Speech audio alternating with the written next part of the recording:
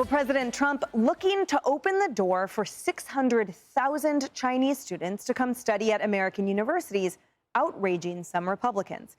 A Manhattan Institute senior fellow posting this, quote, "We can't accept 600,000 Chinese students." Congresswoman Marjorie Taylor Greene saying this, quote, "Why are we allowing 600,000 students from China to replace our American students' opportunities? We should never allow that." And one commentator adding, quote, "No serious nation would allow another 600,000 students from their foremost geopolitical adversary." Now, the announcement seemed to be a 180 from the administration's previous policy restricting Chinese student visas, especially after a string of incidents involving Chinese nationals connected to U.S. colleges.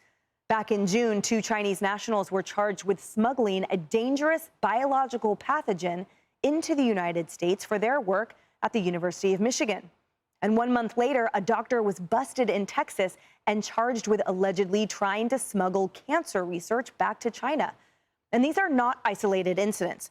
Over the past 5 years, a string of high-profile arrests of Chinese nationals connected to universities has put national security officials on high alert.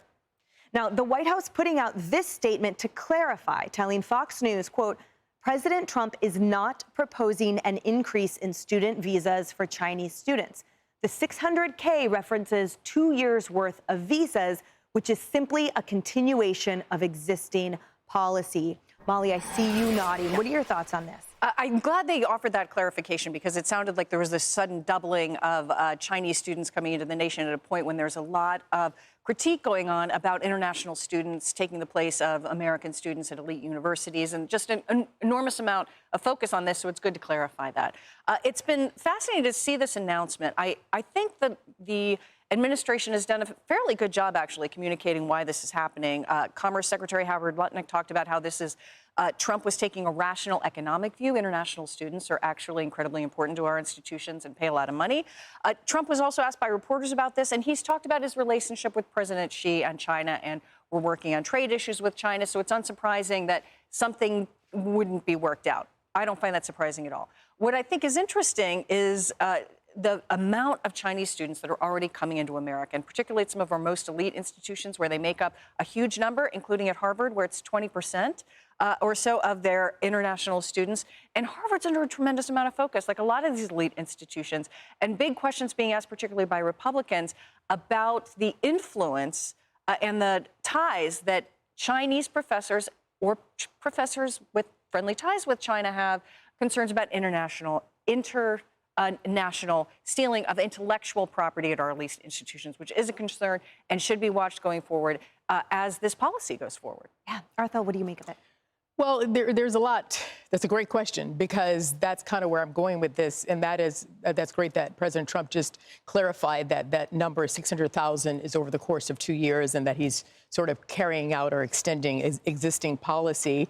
That said, also the Trump administration moved to block foreign enrollment at Harvard. President Trump did say that Chinese students help U.S. colleges stay afloat financially, and he says he will vet those students. Then, of course, we know the MAGA base. They're asking, why educate Chinese students in topics like AI and aerospace technology? So kind of your question of what would you make of it, it's kind of like if this were part of a multiple choice quiz, you kind of don't know where it lands. So I think there are just some points to be ironed out, and kind of just watch to see where this is going. Yeah. I have a strong opinion on this. Oh. I actually like the policy a lot. My wife trained in Moscow Medical School and came over here for the rest of her training. She's a top neurologist here at NYU. And, you know, we went back to Moscow and they said, "You stole your degree. You stole your degree. We're not even letting you in here to visit." They knew who she was. My point is the idea of the brain trust from another country, be it Russia, be it China, coming over here and training here, the statistics show that the vast majority of the time they stay here. So your point about security is real. There's no question it's real.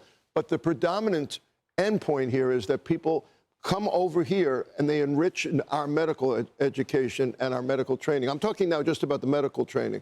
I like it. Interesting. Kennedy.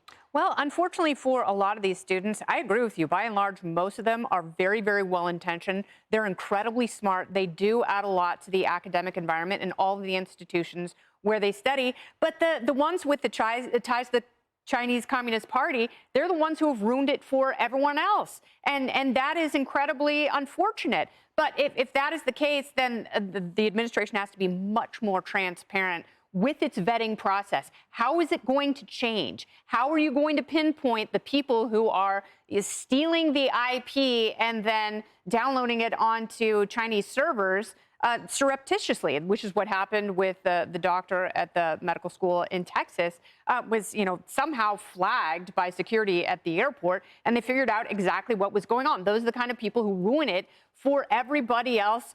But, there is a price to pay. And if you are talking about things like national security, and China and the government over there have been so guilty of IP theft, that is their reason for being. That's how they do business. They see that it is theirs to take if someone else has discovered it. And that can't happen anymore. So you have to refine the system. And I don't have an issue with fewer visas being given out to some of these students, but they just have to prove that their allegiance is to themselves, the academic institutions, and, frankly, the United States. And if they want to become citizens here, that's fantastic. Then thrive here, bring your practice here, and, your rising tide will lift the American boat. And I don't think that's an unreasonable thing to expect. No, because I think about the federal government using their resources, meaning our tax dollars, to vet a program whose dollars go to private universities like Harvard.